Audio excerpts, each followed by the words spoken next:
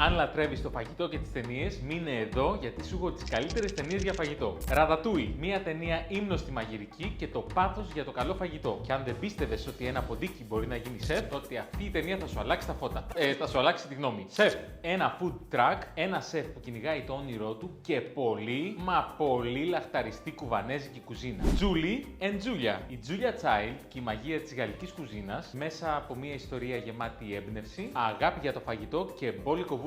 Burned. Ο Bradley Cooper, ο σεφ που τα παίζει όλα για όλα. Τέλεια σκηνικά κουζίνας, γαστρονομία υψηλού επίπεδου και άφθονο δράμα. The 100 Food Journey. Μια σύγκρουση κουλτούρας και γεύσεων μεταξύ γαλλικής και ινδικής κουζίνας. Αυτή η ταινία είναι μια οδή στη μαγειρική και τη γεύση. Ξέρεις τι, οι ταινίες με το φαγητό είναι σαν τις συνταγές. Για να πετύχουν χρειάζονται το σωστό συστατικό. Ξέρεις που το πάω, Γι' αυτό εγώ εμπιστεύομαι το αλάτι γλάρους. Εσύ, ποια ταινία με φαγητό θα έβαζες στη λίστα σου? Γράψε μου στα σχόλια.